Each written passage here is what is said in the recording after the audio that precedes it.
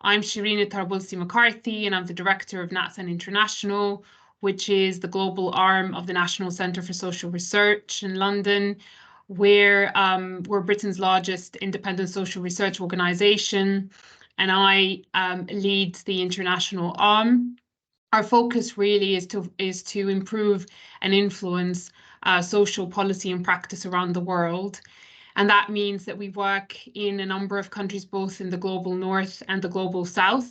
And that includes conflict-affected and post-conflict contexts. Hence, the importance really of looking at the situation in Sudan and understanding its implications, both for the humanitarian crisis in Sudan, as well as in neighbouring countries.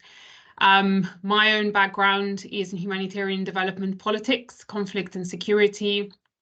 And I've worked extensively across Africa and the Middle East and North Africa, and have a very strong interest in understanding the importance or how humanitarian response can be improved and can be more effective, especially from the perspective of affected and local populations. So welcome all to this discussion, which is the first in a series of discussions that we're holding in collaboration with Shabaka. Shabaka is an organization, a research organization that focuses on improving diaspora engagement in humanitarian crises, as well as humanitarian response and recovery.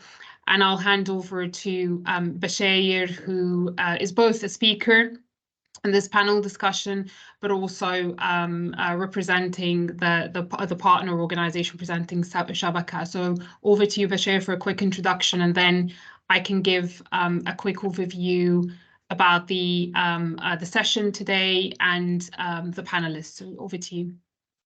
No, thank you, Shireen, and thank you to NatSen colleagues and Shabaka team, but also everyone who's attending today. So good morning, good afternoon, good evening.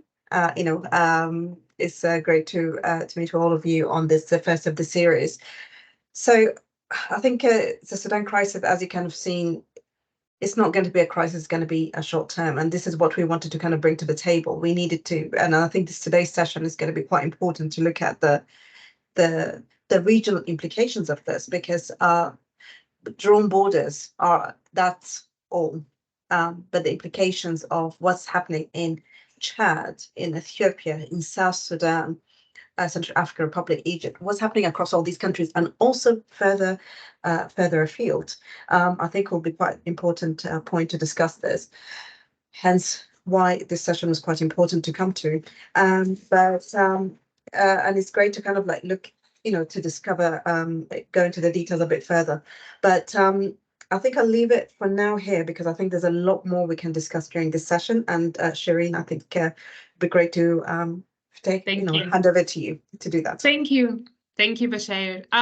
So as Bashir mentioned, it's really important for us to understand the situation in Sudan, the humanitarian crisis that unfolds over there, as well as the implications for neighbouring countries. I don't need to explain the conflict that is happening there to many of you. I think you're all aware with the breakout of the conflict that has taken place on the 15th of April between the SAF and the RSF, and the ramifications of that have taken place, both in terms of the displacement of Sudanese people inside the country. So we've got over 4 million people displaced within Sudan, and over 1 million displaced into neighbouring countries.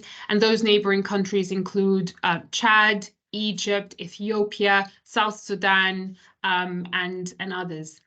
And there's also been quite a significant eruption of violence, and that includes various manifestations of violence, such as gender-based violence, which has become quite a worrying trend. There have been attacks against the civilian population, and against humanitarian workers, health workers, and so on.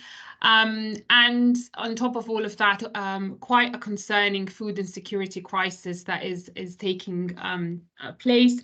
in a situation where we've got more than 24 million people in need of humanitarian assistance. The situation in Kadugli, for example, is particularly concerning, where we've got trapped populations, families and children really risking loss of lives because of the ongoing conflict and rampant food insecurity. And by food insecurity here, we mean a situation of, IPC 3 or 4, knowing that, 5 would be a situation of famine. So today, the discussion will focus on 3 areas. I think, and listening from our panelists, I think it will be a matter of understanding and getting an update on the situation in Sudan itself, the humanitarian situation there, as well as spillovers into neighbouring countries and in the region. The other thing that I'm also interested in kind of probing a little bit further is, what has the response been like within those countries? I think most of the focus is on the response by international humanitarian organizations, UN agencies, and so on. But I'm curious, and I think it's really important to also understand the response in country, in Egypt, Chad, and other countries. What has it been like? What are the forms of community organizing that's been taking place that's been a form of humanitarian response and a coping strategy for displaced Sudanese people? And then I'm also interested in finding out about the role of regional organizations, particularly, of course, the role of the African Union. As many of you have heard, the African Union has recently joined the G20, which is a recognition of its importance and its strategic value. But there are looming questions around the African Union's engagement in the response to the crisis in Sudan, both on the political level as well as in terms of, diplomacy and brokering a humanitarian response. So I'll be asking, those are the 3 areas and the 3 questions that the discussion will focus on. And then following that, we will open for questions from all the participants that have joined us today. And again, I would like to welcome again Bashair for joining us today. She'll be sharing some of the insights that her organization has developed, and they have ongoing research on the Sudan crisis, have been doing quite important work. And of course, our panelist also is Faith Cosina, who is currently the regional spokesperson for UNHCR in the East and Horn of Africa and the Great Lakes region. So I would like to welcome Faith as well. We had El Tahir Khalid, who was a Sudanese civil society activist, who was supposed to join us today. Unfortunately, due to a personal emergency, he has sent his sincere apologies for not being able to join. We will try to still get his perspective and perhaps circulate a short video following the session today. So if I could ask you all, if you've got questions, please do put them in the chat box, and I will keep monitoring the chat box for questions for the panelists, and we'll try to address as many as possible following the session. And the way I'm going to run it is very much like a conversation, really trying to get to the heart of some of the issues that we are grappling with. So let me start off with you, Bashair. I mean, you lead an organization, as I mentioned, that really focuses on understanding and empowering diaspora voices. And Shabaka has published a number of studies on the Sudan conflict and the humanitarian toll of the crisis. Are you able to give me an overview of the humanitarian impact of the crisis in Sudan, drawing on some of the research? And if you could also focus a little bit more closely on the response by the Sudanese diaspora. Over to you. All right. Now, thank you so much, Shireen. And there's a lot to be said about the current situation in Sudan. And I think everyone who's joined today has realized what has been happening. And I think most focus has been on from 15th of April onwards. But Sudan had already been in a situation of crisis and humanitarian needs even prior to the crisis. And I think this is something to recognize. Firstly, what you had is at the moment is half the population are in need of protection and humanitarian needs.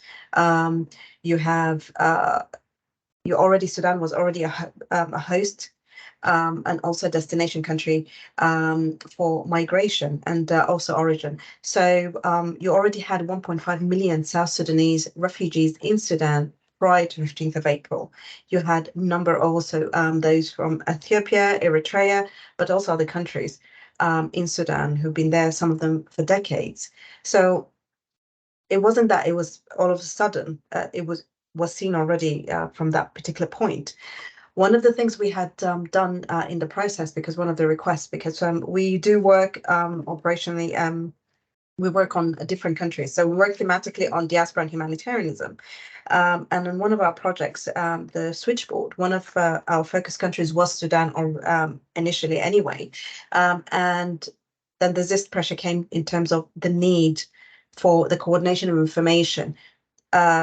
You very much have an already established humanitarian architecture where international organization can convene, can communicate about who's doing what and where and such.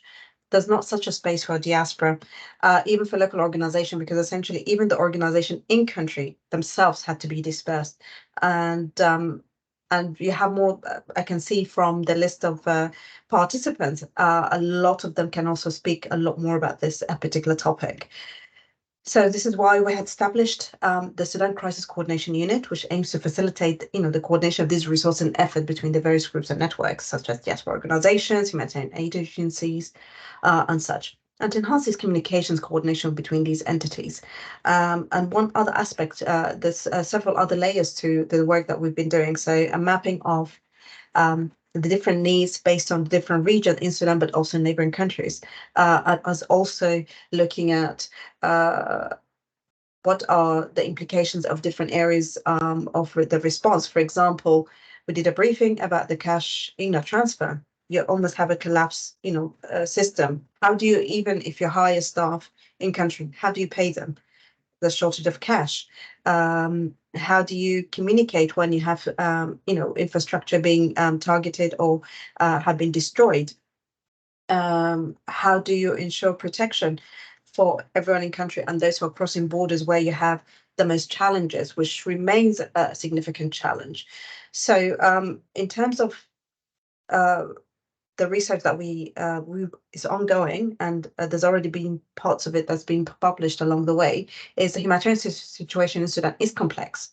It requires innovative and context-specific solutions based on the specific regions in Sudan, but also in neighboring countries, and ensure that access and assistance to affected populations is, impactful, is based on that. So, rebuilding and strengthening. And it's not just about food aid or shelter, it's much more, because also protection is becoming such a critical area for work. SGBV, sexual and gender-based violence, is becoming a significant part of that. The other layer to it is humanitarian corridors. Even if you have the assistance, the aid that you want to go into country, at the moment, there's no safe corridors for that movement of these humanitarian personnel or cash dispersal and such. And so it's a fluid situation, and I think this is something that needs to be recognized. You cannot just make decisions about specific points and say, oh, okay, this is what we found and this is it. It needs to be ongoing, responsive and agile. And I think this is where the diaspora have really brought to the fore the capacities and abilities to be able to do that. So, for example, coming up with how to share information and kind of doing follow-up, giving information for those who want to cross the borders, because at the moment, visa regimes and, going to Egypt or going to other countries has become more and more challenging. So what you have is a slow closing of borders at all sides. So you need people outside. So this is actually going to be quite an unusual thing. Generally, those who are able to travel further afield, even beyond the borders, that mean you have the resources to be able to leave the country. So you have massive internally displaced populations, and I think this is something that should not be need to be looked at. Internally displaced populations in urban centres, and also if you're setting up in locations, majority are now setting up international organization, government officials and such are in Port Sudan. But if you're responding to in West Sudan, in Al-Junaynah, the distance between Port Sudan and Al-Junaynah is same as between London and Warsaw.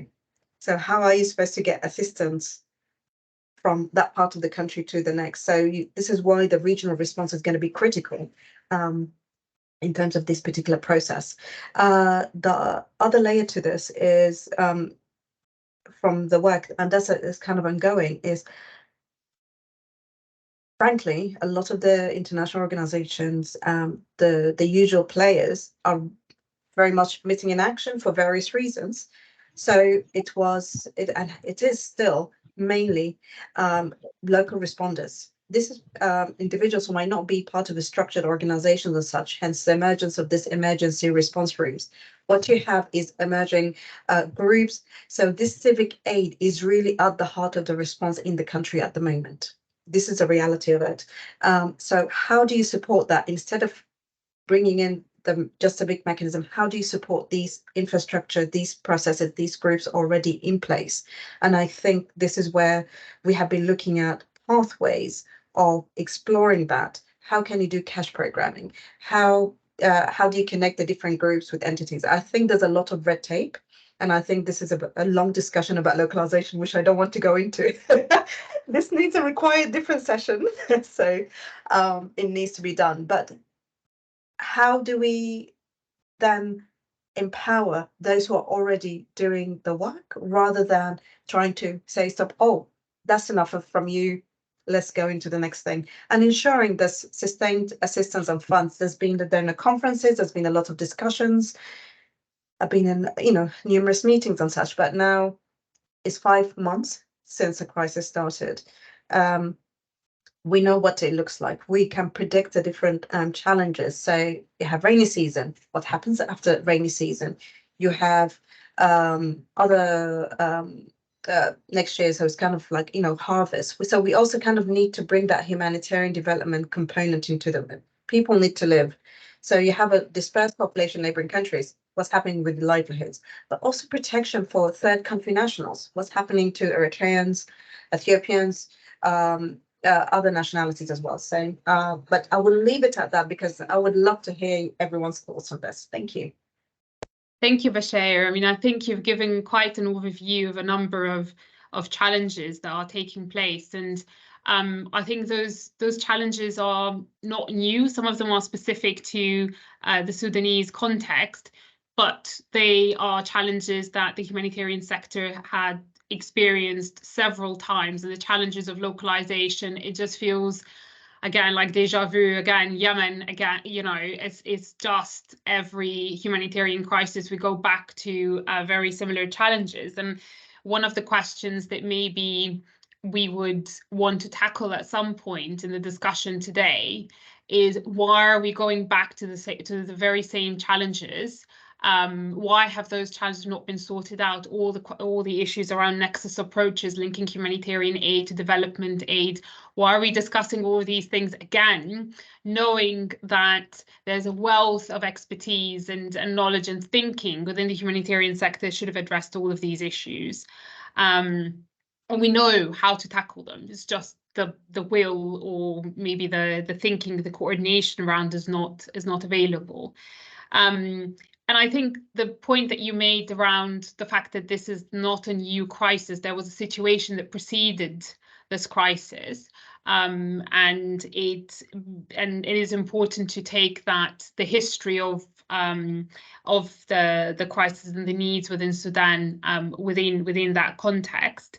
And the issue around centralization of humanitarian aid in Port Sudan is something that was also brought up several times in terms of whether it is convenient, whether it makes sense in terms of humanitarian access and being able to reach different parts of the country.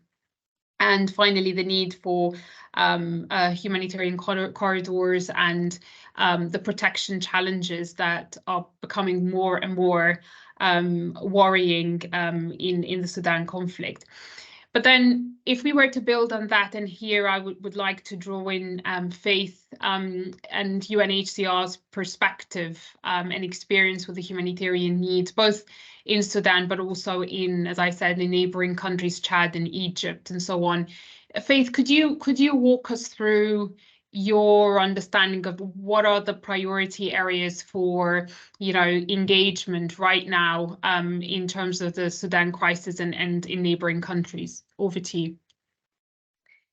Thanks, Shireen, and thanks for the opportunity. I mean, I'll just reiterate what Bashir has said. The humanitarian situation in the Sudan, whilst it is, very concerning, it's compounded, across borders, mainly because the areas where people are arriving are very remote locations along the borders, areas that don't have a lot of facilities, don't have, have very limited access to, basic facilities. We're talking about wash, you're talking about food, healthcare. And just because of the sheer number of people coming in every day, it's becoming very difficult and very challenging to respond effectively to people's needs. Again, same situation in Sudan, but because of the way these neighboring countries have these locations are located, the issue with the rainy season in some countries like South Sudan and Chad, the rainy season is ongoing, and that brings a whole level of complications in terms of logistics. The road system is not great, so you have to airlift people, airlift aid from different parts of the country into the locations where people are arriving. For South Sudan, the priority is to move people from border locations, to relocate them to other destinations in the country, whether it's, onward to their areas of origin or to designated refugee camps that the government of South Sudan has sort of provided. But that, again, has its own challenges because, moving massive numbers of people through like barges and the Nile, traveling days on end, basically, to get people to move. And so those challenges are really, we are seeing them very much compounded in these locations. And to be quite honest, and as you may have seen, and what UNHCR and other humanitarian partners have been reiterating, the needs have been growing absolutely in a very fast way. But the funding has not matched up, and that's just the reality of this crisis. That now we're looking at 5 million people displaced by this conflict, 4 million inside Sudan, where access is a complete challenge. Where we're seeing people, refugees again, who have self-relocated to other areas in Sudan, yet again forced to flee, on top of the people, ordinary Sudanese who've again been internally displaced, living in a country that already had its own massive humanitarian situation. And then you're looking at least 1 million people across borders, and that number keeps rising. I mean, it's just a huge, massive exodus from this country and within its borders as well. But again, the humanitarian funding, the resources that we need to deliver assistance have not really matched up to the needs. And we continue to call on donor countries to show the same solidarity that neighboring countries have shown people forced to flee this conflict. Can I ask you, Faith, just as a follow-up question, because that funding deficit has been brought up again a number of times. Why do you think countries have been slow? I mean, the US is the highest or the biggest funder so far, but there are, compared to the UK, the EU and other countries, the amounts are significantly smaller. Why has there been a challenge in raising appropriate levels of funding for the response? I mean, that's a question that anyone could ask, frankly, and I don't think there's a direct answer to that response. The reality is that there's so many other crises that are happening across the world, and it's understandable that donor resources have been stretched in these different directions. The country of Sudan itself, even prior to this crisis, had a massive humanitarian situation. It was still struggling for funds. Now, add on top of that this new crisis, and it's just overwhelming. But again, countries in the region where people have arrived continue to show solidarity. I should also mention that these countries also have their own humanitarian situations to manage themselves. They were, hosting, they continue to host massive large refugee populations, internally displaced people as well. So, that it's sharing the little resources that they already have that are completely stretched by people who are being hosted in these countries.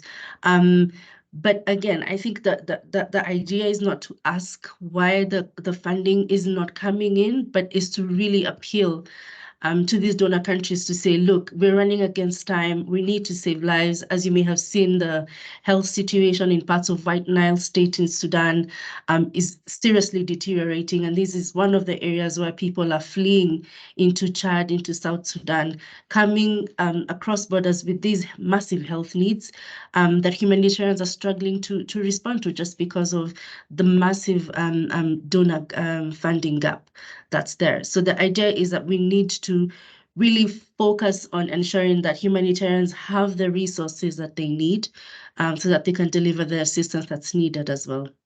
But it is important to ask why the funding is not flowing, because it is flowing to other crises, right? And I think it's also a question of how do you secure the funding? If you're using the same way of trying to leverage funding from the same countries and it's not working, then what other sources of funding can you reach out to, and how can you make better use of the existing funds, for example? So I think maybe it is an important question to be thinking about and considering more broadly for the donor community. But also be keen to hear from Bashir if you've got any thoughts on that, on why the funding, why is there a deficit in funding the Sudan crisis? Do you think that this is likely to change anytime soon? No, thank you. And no, I agree with Faith on, there's a massive funding gap, but this is not just unique to Sudan. This is across the globe. There's been a deficit. You have increasing number of humanitarian crises globally, which means there's more demands in terms of from funders. So you have Morocco just happened as well 3 days ago in terms of the earthquake, devastating earthquake. So my thoughts also with those in Morocco. Libya had floods. So with the climate change, you also have further demands and pressure across the board on that. So, and with Sudan, there was already a lot of needs and systems in place. There was a lot of funds that was coming into Sudan post the revolution, 2019 revolution, to build infrastructure and such. There was massive gaps, and there was some really innovative programs that started, but Sudan really has economic crisis. And let's not forget the impact of COVID. So it's not just one situation that has caused these funding gaps. It's multiple, but also dispersed focus. And also what you're having is particularly in countries in Europe, North America and such, their own needs because of the various financial pressures, inflation, and has meant that there's been a reduction. Like, for example, in the UK, the amount of money in terms of being dedicated to development assistance in general and all of that has dropped from the committed 0.7 to 0.5. So all of these layers has meant that whatever is going to be asked or needed in terms of this humanitarian response, there will always be a gap.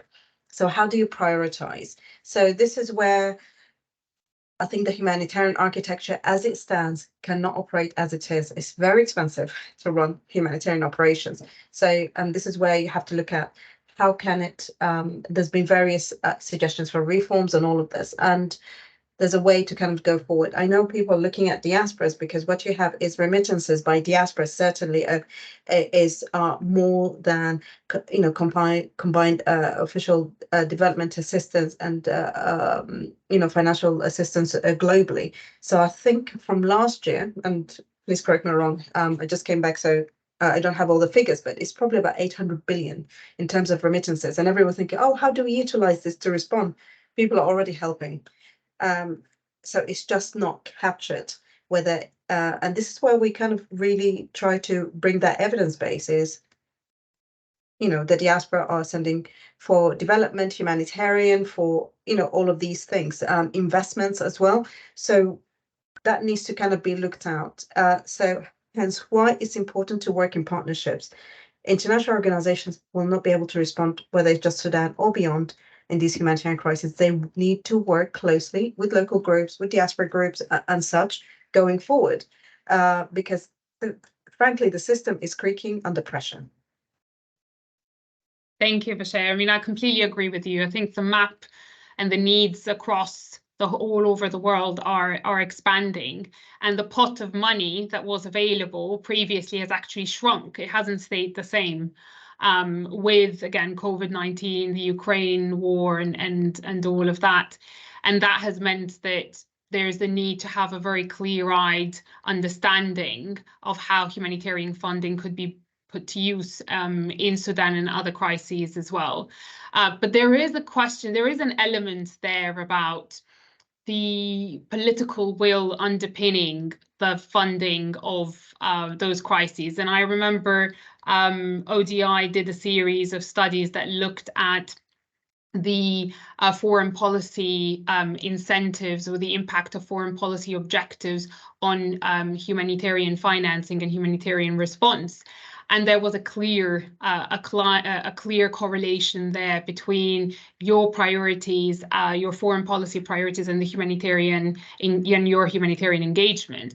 And interestingly enough, that did not just was not just limited to the global north. I mean, it was very similar across states like Saudi Arabia, China, the UK, and so on. I think there's something there that is probably valuable for reflection. But I do agree with Faith and with you, Bashir, that the need to actually focus on action right now is really very very important.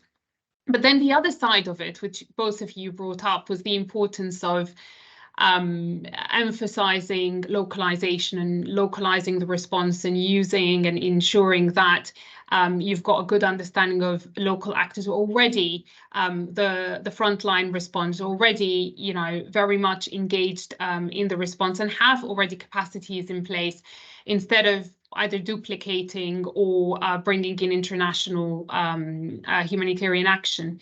So can you give me a little bit more sense of the picture as it stands in terms of the response in Sudan itself? Maybe Faith, go back to you and ask you that question. What is your understanding of the level of mobilization? We've heard about mobilization in Khartoum, for example, in terms of addressing issues around gender-based violence, providing local protection. In terms of the humanitarian response and addressing food insecurity, health needs, and so on, could you give us an understanding of the situation in Sudan? And then maybe we can move on to some of the neighboring countries. Over to you. Yeah, thanks. In Sudan, because of the ongoing situation, it has been very, very difficult to get access to some of the most affected locations. You may have seen, and some of your organizations may have been part of the advocacy joint letter that NGOs wrote to the government saying, that the delays with visas for humanitarian staff is really, impeding the entire response. And it's true, it's been very challenging to get even UNHCR, some UNHCR staff into the country, and not just UNHCR, but it goes across the board. And that really does limit our capacities in terms of, being able to go in and respond effectively. But just also to echo what Bashir has said, I mean, I think the people who are the true heroes in this crisis are the Sudanese themselves. And, despite themselves being in situations of displacement, not having, running water, electricity, food supplies running low, they've really stood up and taken up volunteer positions and volunteer work to support their fellow Sudanese and other people who are also caught up in situations of displacement as they are. And so as UNHCR, we are not present in some locations where the conflict has raged on. Khartoum, part of Darfur and the Kordofans, but we're able to still maintain a presence through the volunteers that we work with. We do have international staff in parts of the country.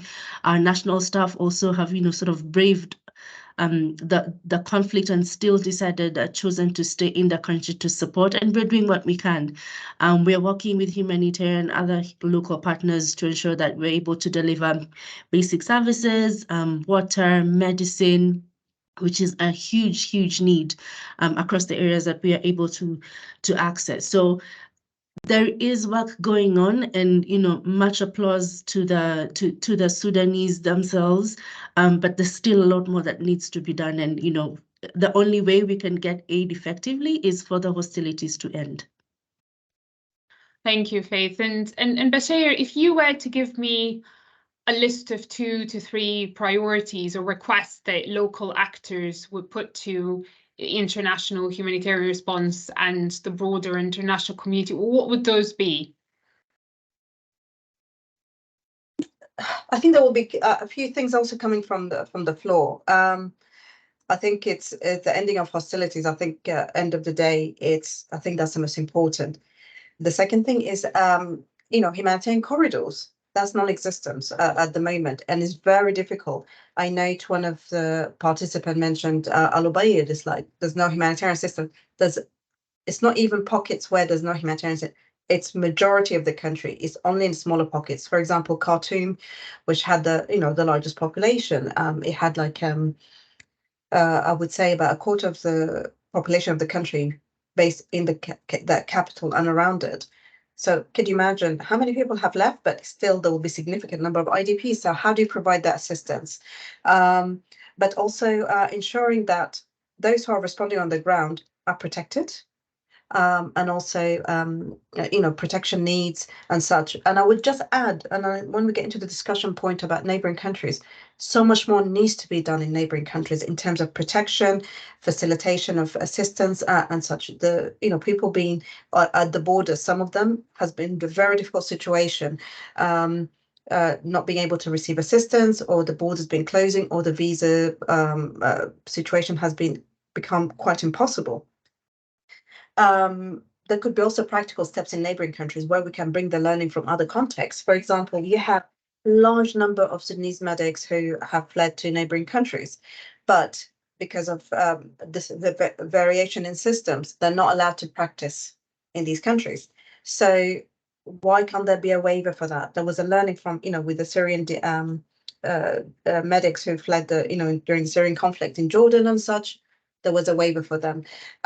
So there needs to be also pragmatism and practical action. So there are things that don't require long processes. So we need to look at development already, livelihoods, opportunities. People need to kind of live. How do you kind of support markets?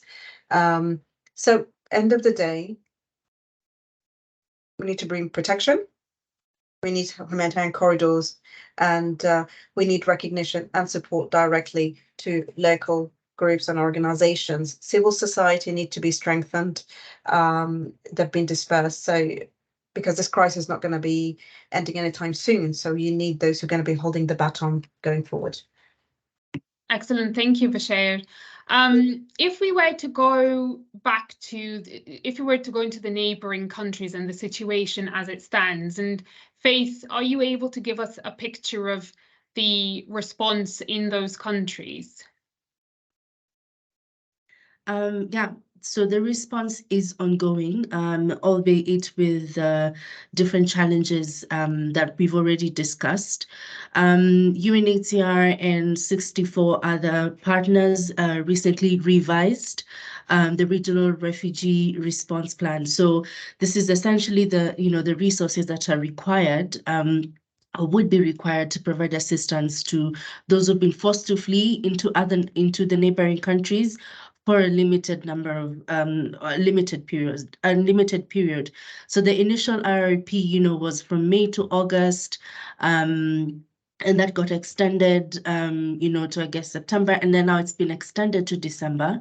And now we're asking for 1 billion shillings to cover assistance for up to 1.8 million people who will be forced to flee until December 2023. Remember, we're already at 1 million people who've already crossed the borders.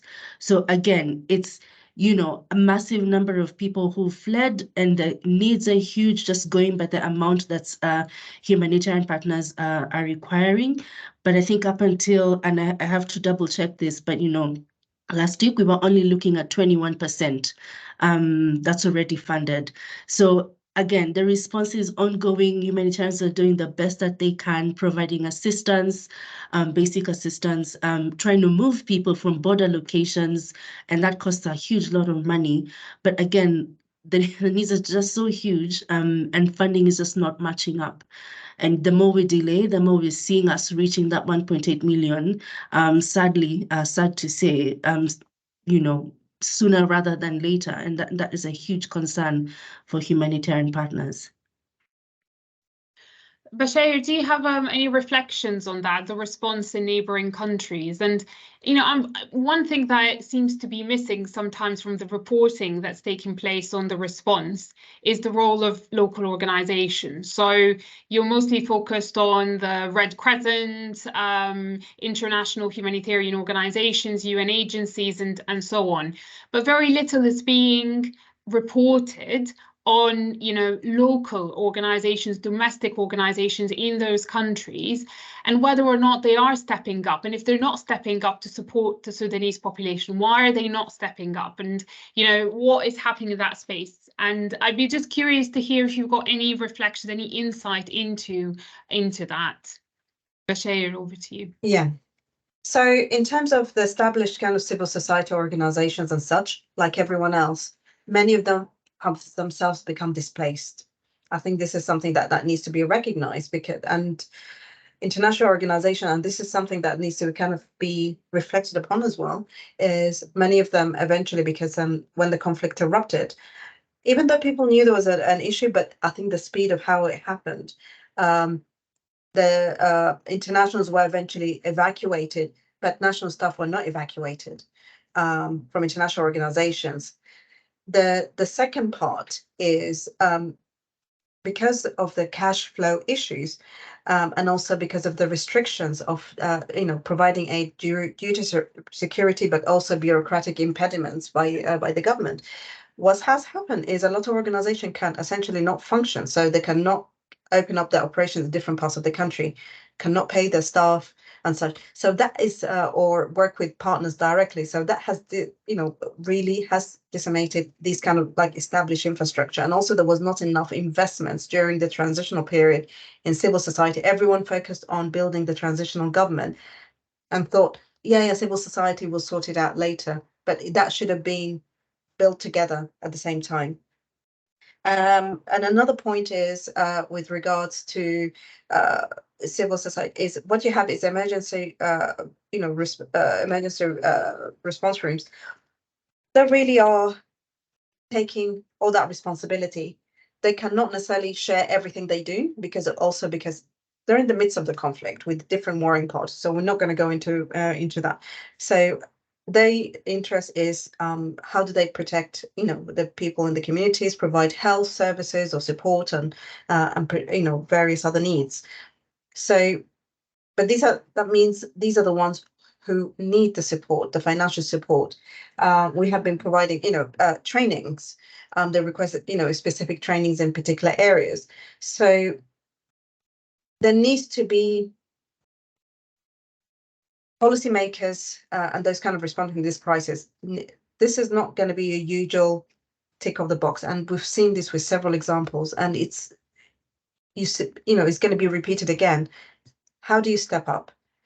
And you step up, which is having uncomfortable conversations, making sure that localization is at the heart of it, not just a nice to have, like, let's do it for the next crisis. Let's just try to do this.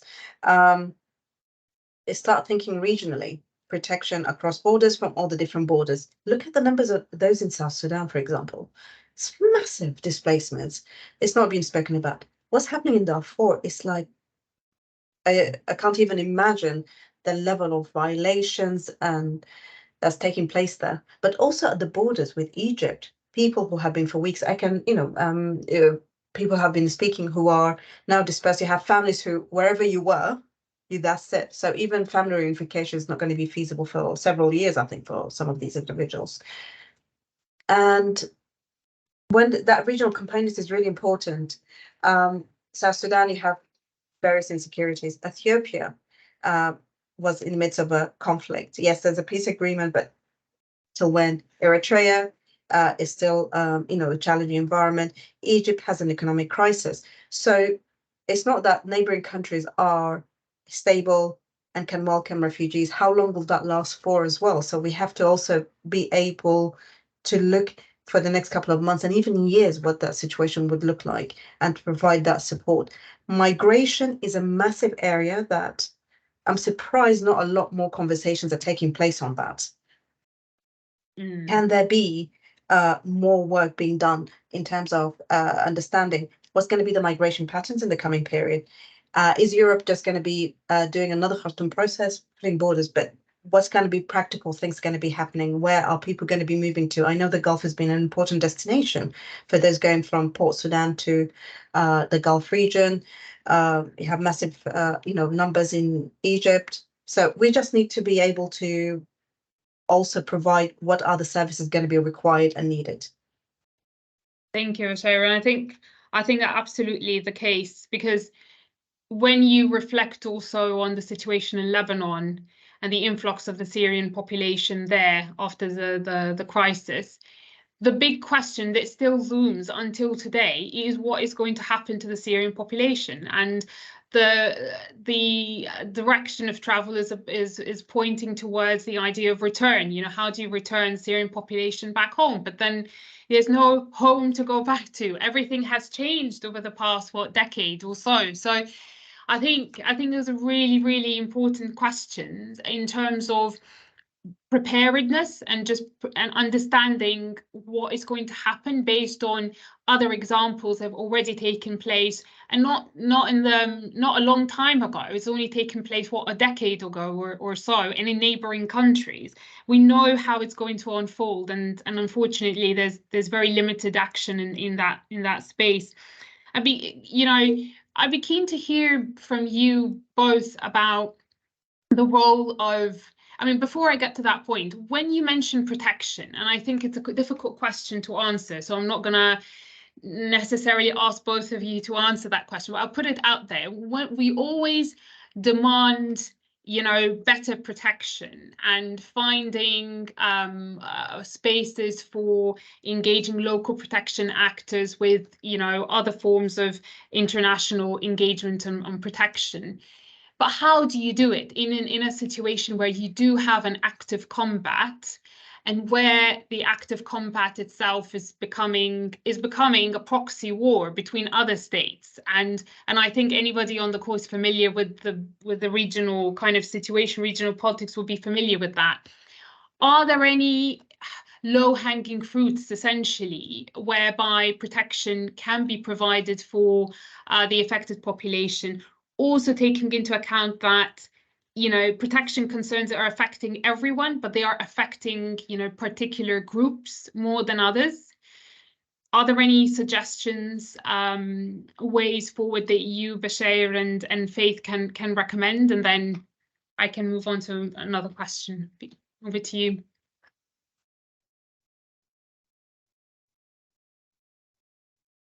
Bashir, do you want to go first? Oh, no, Faith, please go ahead. I would definitely defer to you. I feel like you're the authority on this question, so I'm also listening and learning. So over to you.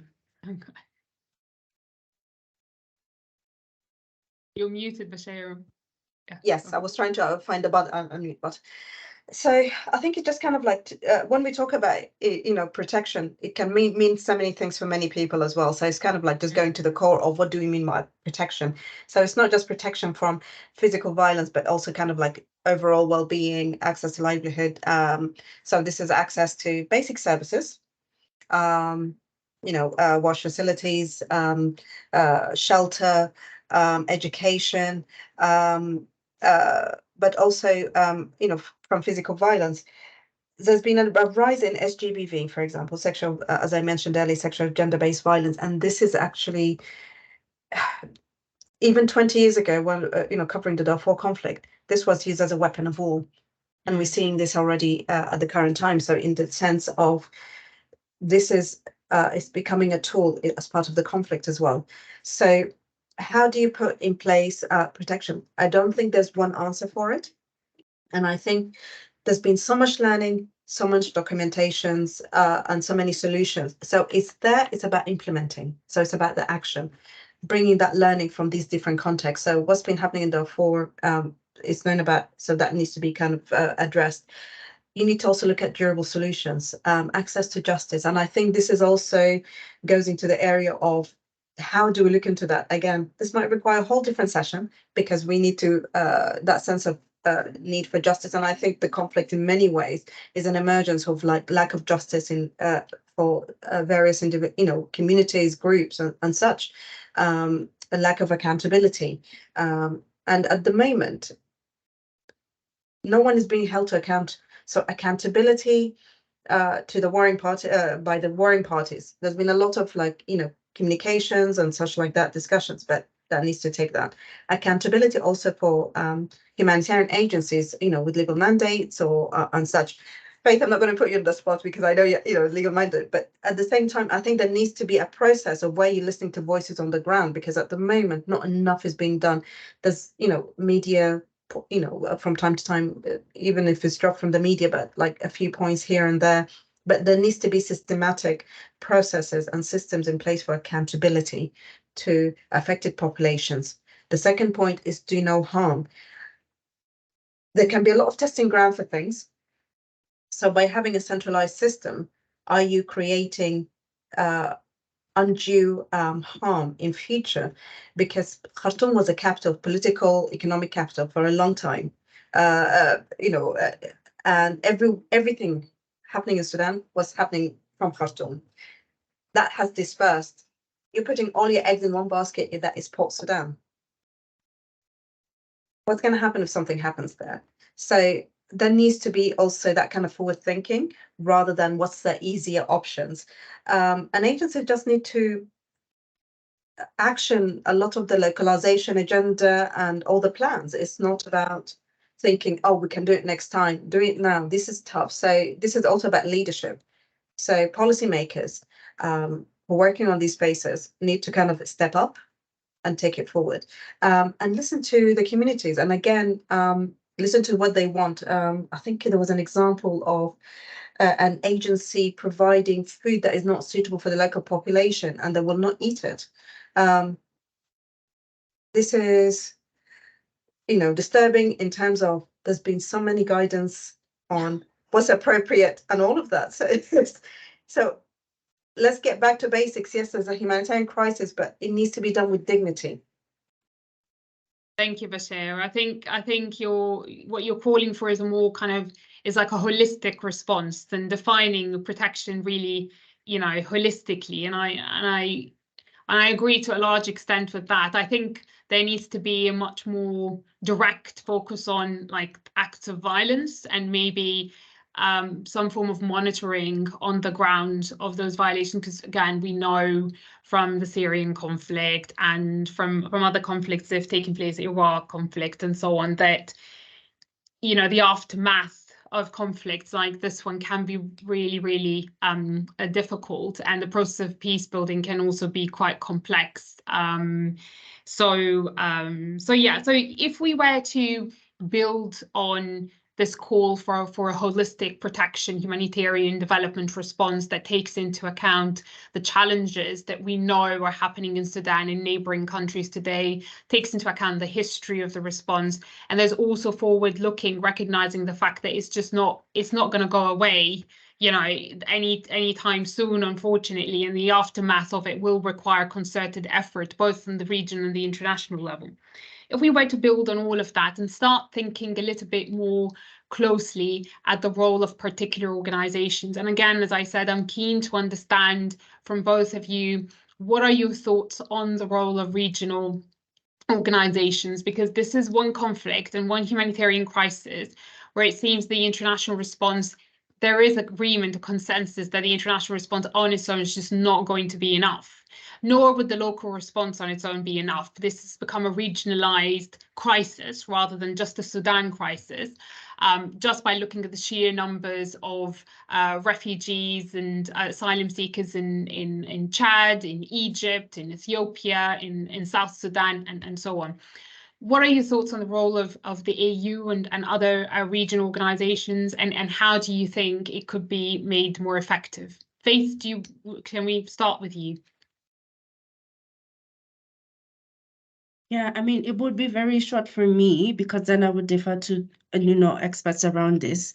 But essentially, and what we continue to see is regional bodies like the African Union, IGAD, really trying to get warring parties on the table to have a solid discussion on, okay, how can we end this? First and foremost, how do we ensure that hostilities are ended, so that we can create these humanitarian corridors and assistance can flow and, we essentially save lives. For me, as, for UNHCR as a humanitarian agency, I think that is the first sort of primary role. Even as they go into discussions of, the transition and politics around sharing power and all that, if at all there are those kinds of discussions. But the starting point really is to get both of them at the same table, and that has been challenging. Since this conflict started, there's been truces that have been called for and sort of not respected, broken in a matter of hours. Where someone both sides blaming each other for breaking their truces and stuff. So it's not been a substantive sort of truce and sort of peace that could enable people to access assistance. But essentially that for UNHCR, that's the starting point. Before we even go into the nitty-gritties of a longer term piece, is how do we really just stop all the hostilities, stop the loss of lives, get people back with food and water and medical assistance and good sanitation, and then think of, the more sort of durable solutions around response to SGBV and getting people back to work and, earning an income, in the next months or years. So starting point is just getting everyone on the table, and then, those discussions do progress after that.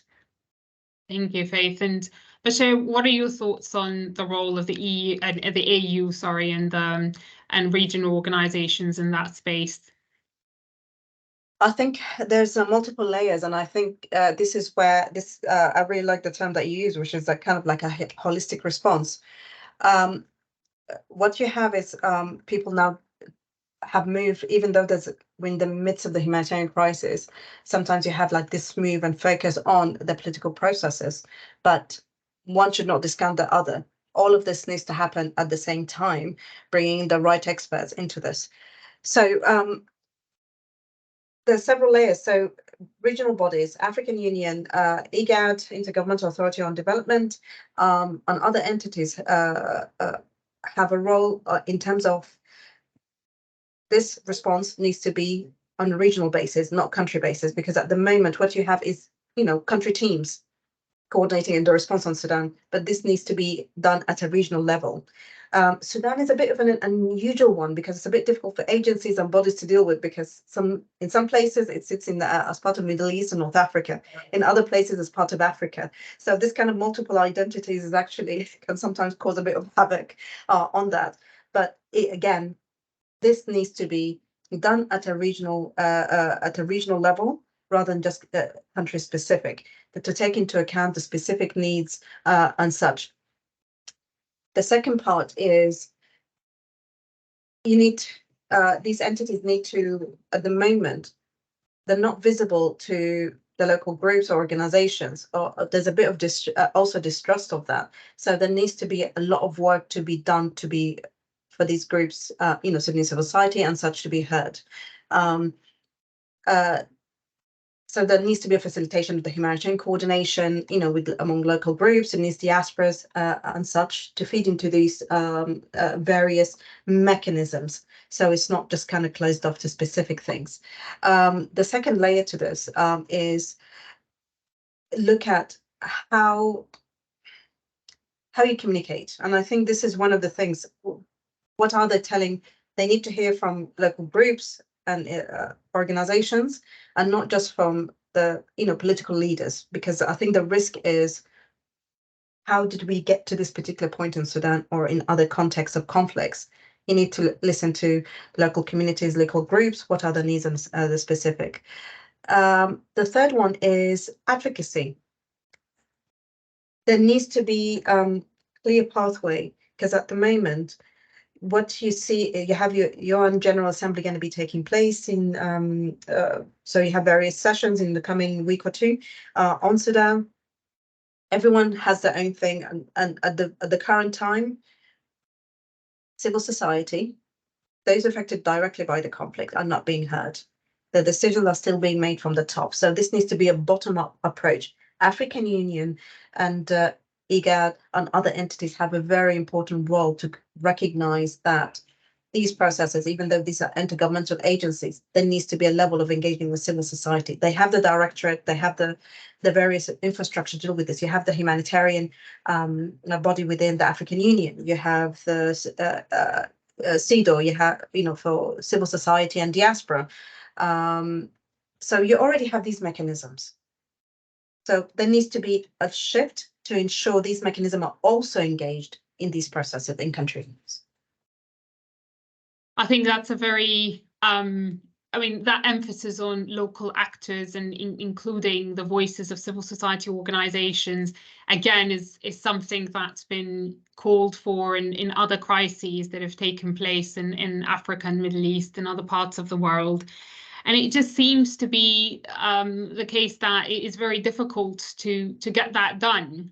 And again, if we were to go to the response plan that was put forward by the African Union, the roadmap for resolution of the conflict in Sudan, one of the areas of one of four main objectives is an inclusive political process. And by inclusive is to include different parties and also civil society organizations as part of that.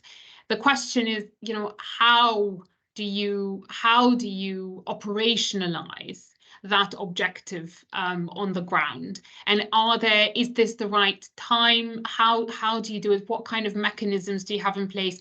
And is the AU, IGAD, and other regional organizations well placed to do it? Or is there a need for, like, a Shabaka, for example, organizations focus that's kind of a little bit more removed from that space, but that has a focus on diaspora engagement and so on, to kind of broker, a third party to broker that process?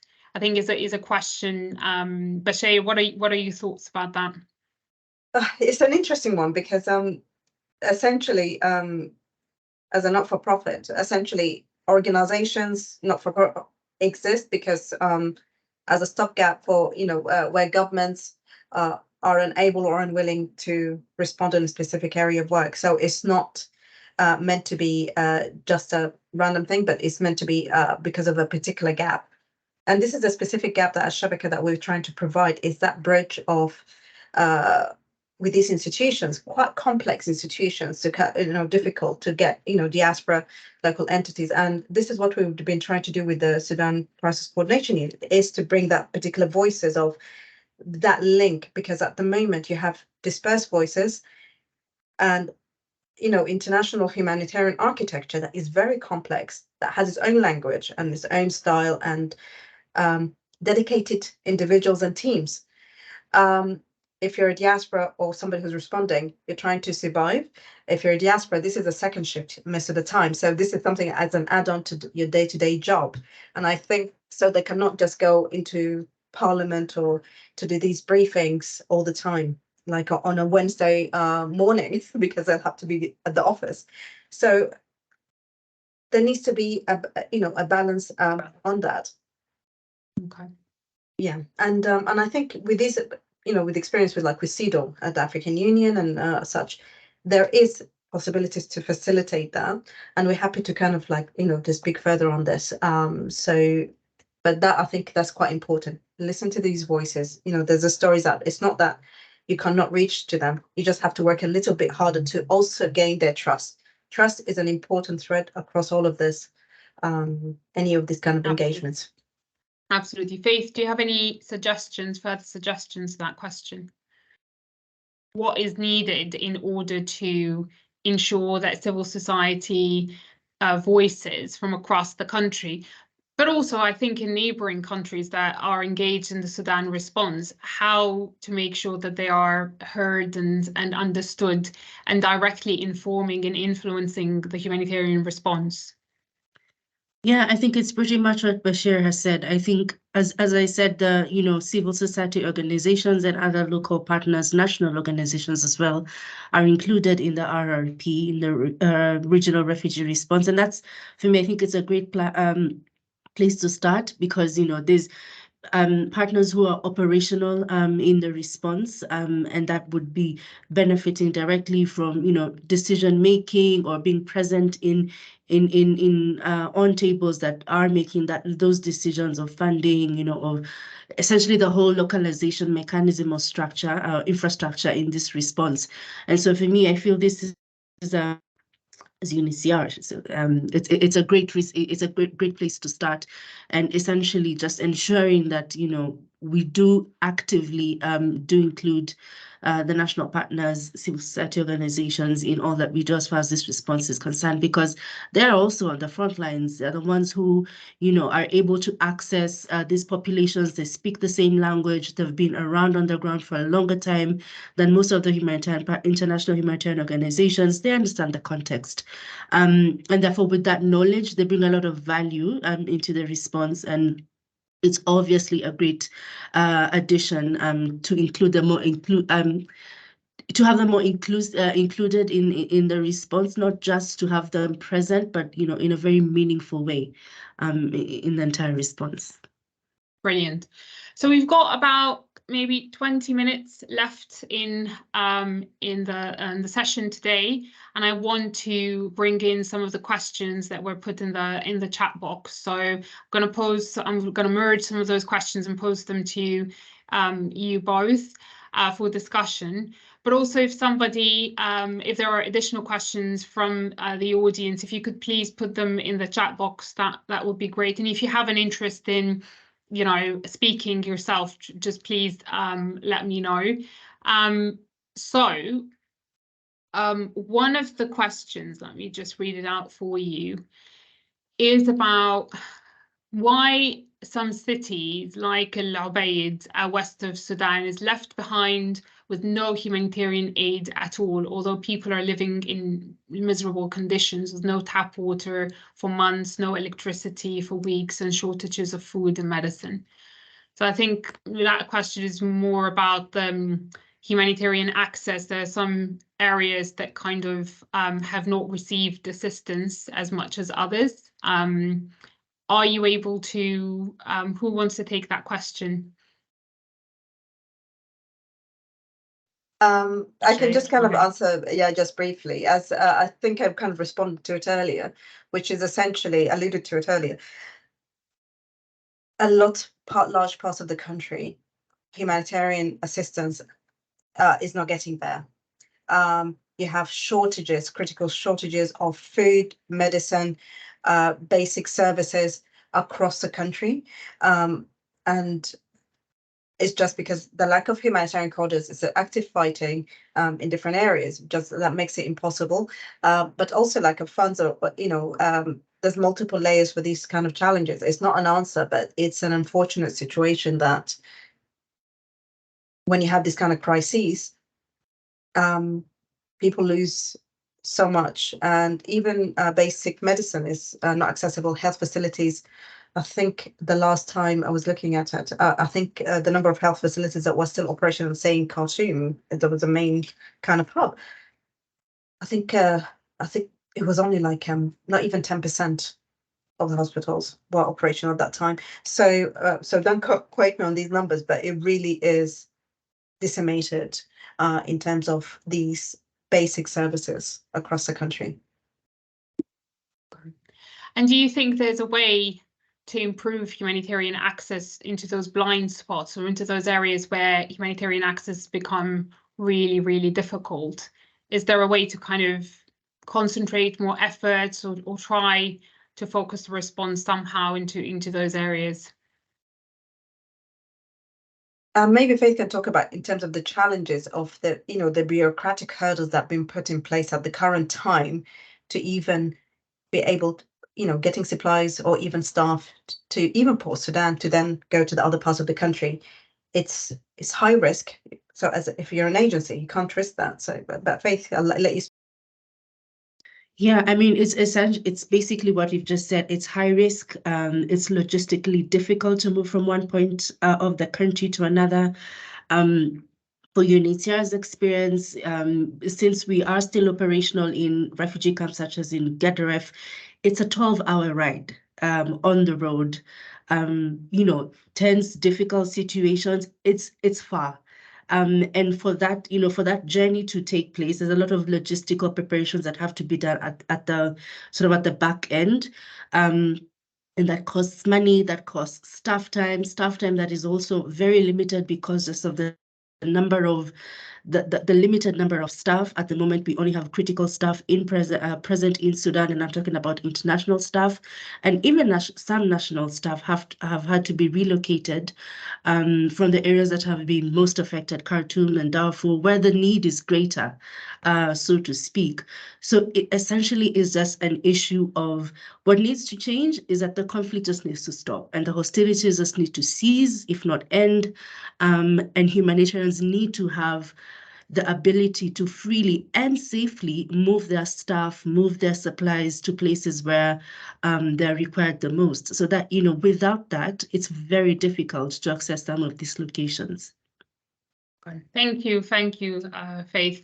And I think, yes, definitely the end of hostilities would facilitate addressing a lot of those issues.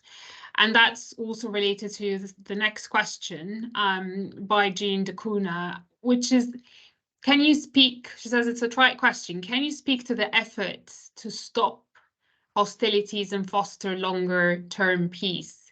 And I don't think it's a trite question, actually, because I think a lot of the actors involved in the, in the response to the crisis today are not thinking long term. They're really thinking about reacting in the here and now. And that's where what you both were talking about in terms of linking the humanitarian response to a much longer term roadmap that would work towards peace, but also works towards fulfilling the needs of the Sudanese population. Are there any particular stakeholders or key players that you think are peace brokers and are doing a good job in the midst of everything else that is going on? And I know that, it's very easy to say, well, local actors are the ones that are the most directly involved in, be it the response or the peace building process, and there's a lot of literature around that. But in addition to those local actors, are there particular local actors then, or in addition to them, do you see any kind of examples of success stories that can then be leveraged and expanded? And if not, then I think there's a lot more thinking that needs to be done on the part of people who are focused on the Sudan response in order to identify those examples of where things have worked. Any examples of where that has worked, Bashir? I think also because the kind of political processes is not really kind of like my forte, but it's more the kind of like the humanitarian development. But I think one area to kind of come back to is the emergency response rooms are really kind of emerged from the neighborhood committees, who were really the backbone of Sudan's revolution. So these are your current and future leaders in the country. So this is where the focus kind of needs to be on, and this is why one of the things we do recommend is support the capacity of local civil society and all of that, because you also need to kind of think of future leadership and consider durable solutions more broadly. So it's not just about specific political process ending hostility, because is there other people using carrot and sticks is sufficient what's being used at the current time to stop the hostilities. So at the moment, this might not be to do that. Yeah. But but I'm sure there's more individuals on the floor who can speak more to this particular point. I can imagine.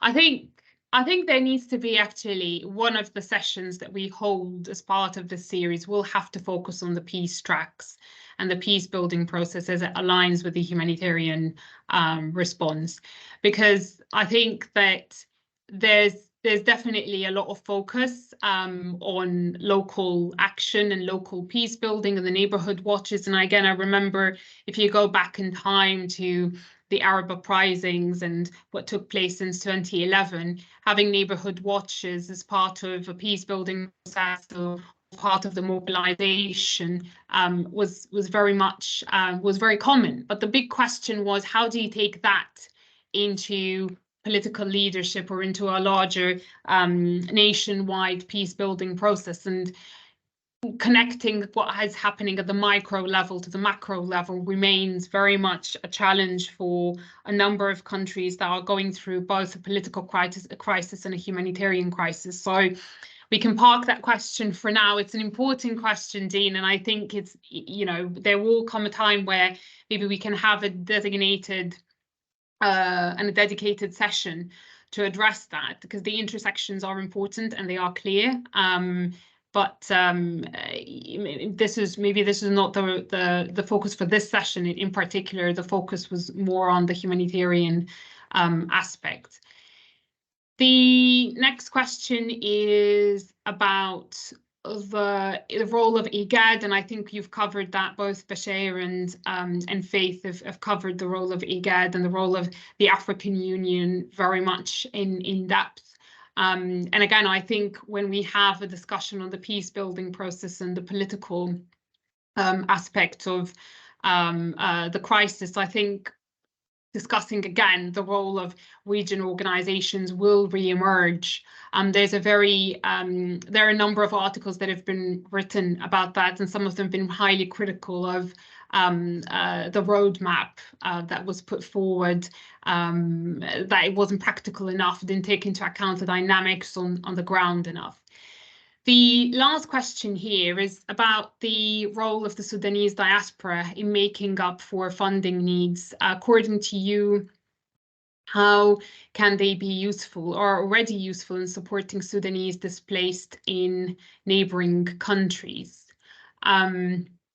I think Bashir and Faith, Bashir, you responded to that question when you referred to the role of diaspora actors in supporting the response. Do you have anything to add to that, or?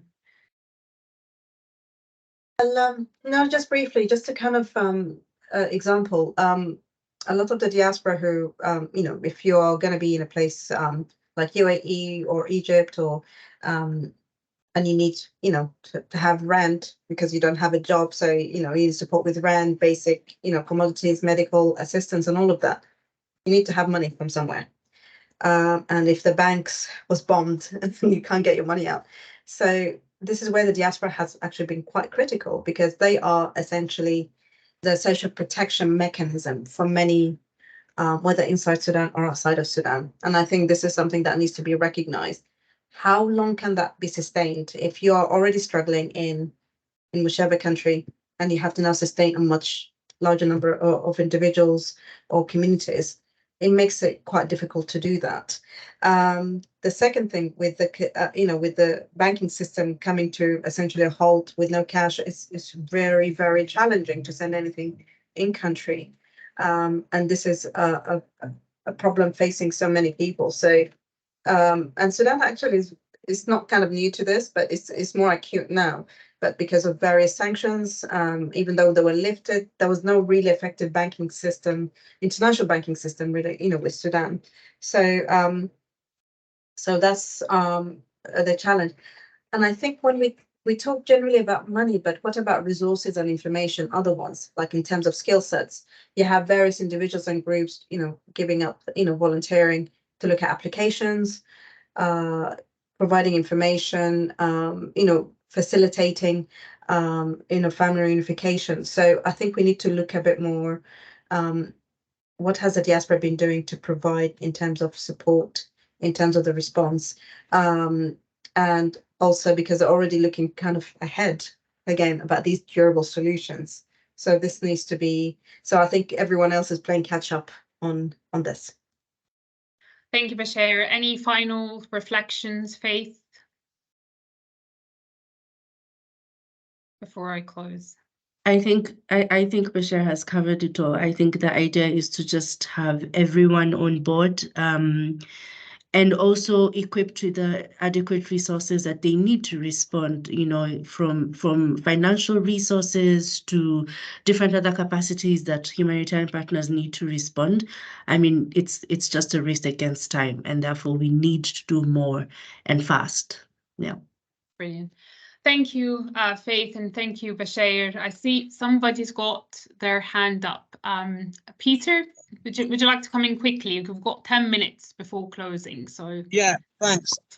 Thank you. I'm going to try. I'm actually driving a car, but we've heard a lot about, you know, the needs and the challenges in Sudan, and the title of the session was about implications in neighbouring countries, and we focused very, very much on the displacement, which is, I know it's a key implication, it's a key impact, but has anyone got any other thoughts on other impacts of this crisis on the regional, on the neighbouring countries, be they economic or trade or health, food security, conflict security, beyond just the displacement?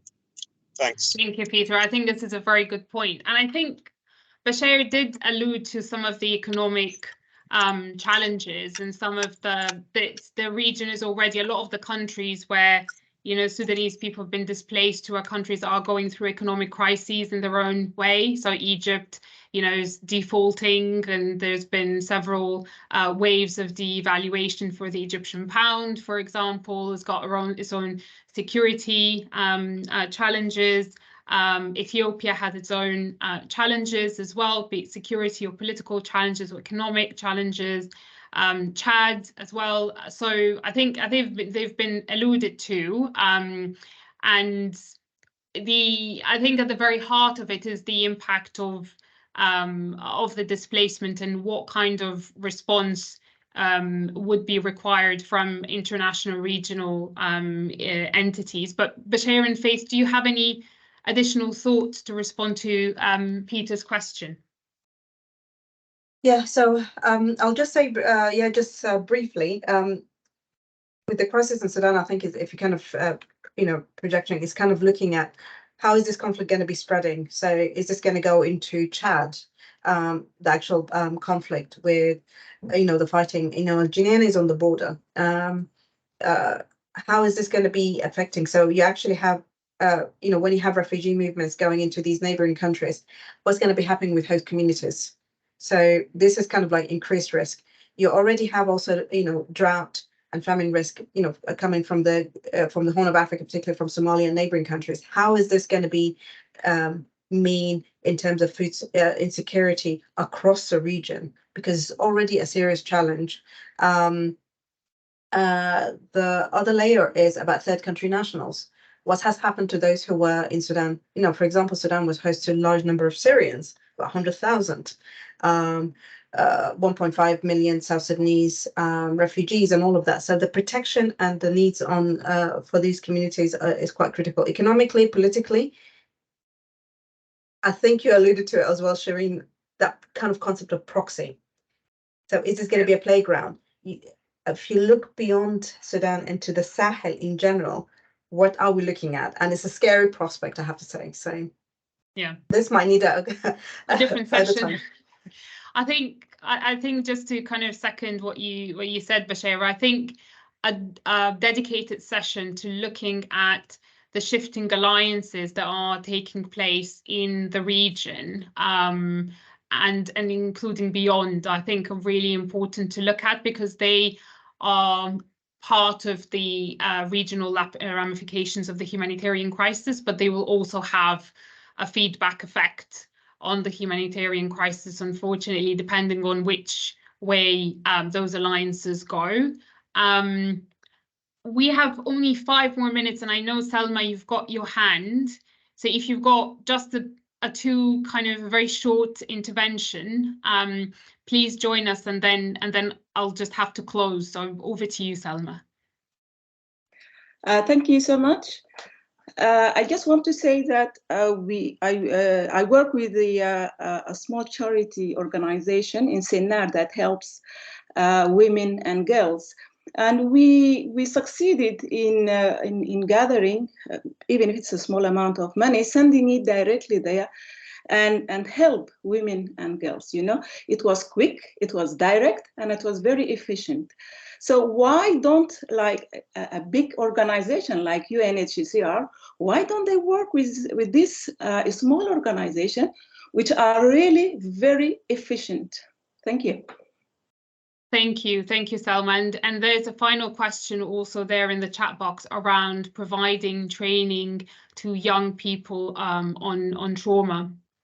And I think that the trauma effects of the crisis, and I think that's another, it tends to be a blind spot for humanitarian responders, to think about the mental health dimensions of the crisis, because you're always thinking about the immediate needs, you think about food insecurity, protection, but the mental health is an ongoing and a long-term implication of the crisis. And again, I think at this point, maybe it's best to kind of take those questions forward to the rest of the series. We've got 2 more sessions that we are going to hold in collaboration with Shabaka, and I think those issues are going to be brought up several times again and again in terms of the peace building prospects, as peace is tied to resolving the humanitarian crisis or addressing the humanitarian crisis. Issues around blind spots, I think, are also quite important. Where are the areas that humanitarian actors are not paying enough attention to?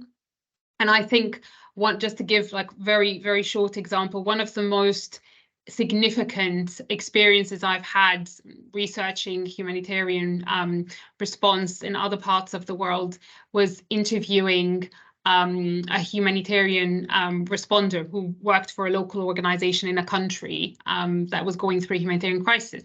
And one of the things that he told me about how the humanitarian response was inadequate was mentioning how his son never got a toy, you know, did not have access to a toy, that the response was mostly focused on food and, you know, all the essentials.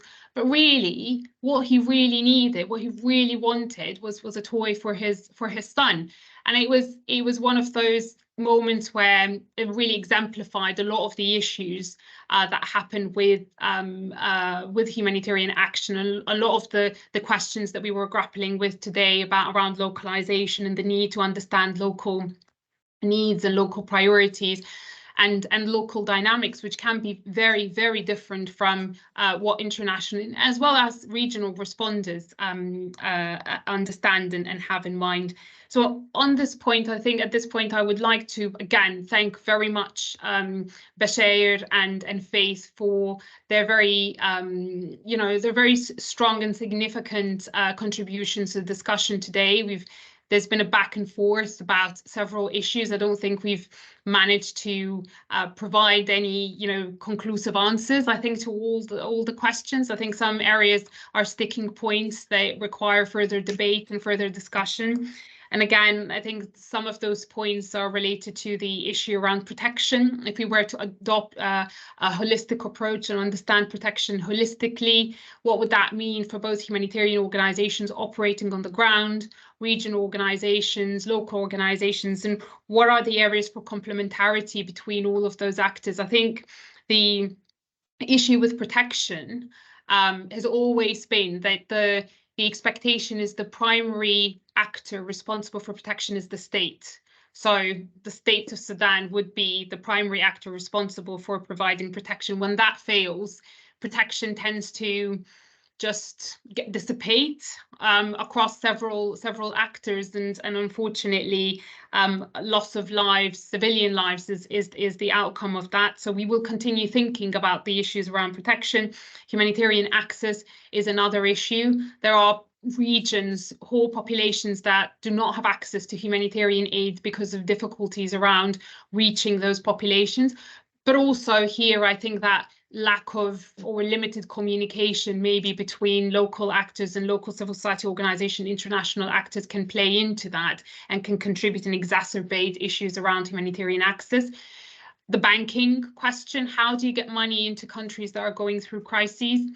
There's a lot of research been done around counterterrorism and anti-money laundering regimes and legislations, and the impact that has had on humanitarian response. I've done a lot of interviews and research around that, and it continues to be a sticking point for humanitarian response. And then finally, the idea that there are some uncomfortable conversations around the future of the crisis, what it looks like. Again, shifting alliances, the intersections between the politics of the region, which are very highly complex and quickly shifting, I would say, and the humanitarian response are some conversations that maybe we would have in forthcoming sessions. I thank you all, and I thank Shabaka very much for the collaboration that we have with them, and UNHCR as well for Faith's contribution to this discussion. I look forward to meeting you all, many of you, in forthcoming sessions. So watch this space. We will be getting back in touch with you with dates for forthcoming discussions on the Sudan crisis and its implications. Thank you very much, and I hope to see you soon. And hopefully next time there'll be a better situation, better insight into how the crisis can be resolved. Thank you so much. Thank you. Thank you, Bashir. Thank you, Faith. Thank you. Thank Bye-bye. you. Thank you, and everyone. Thank you. Bye.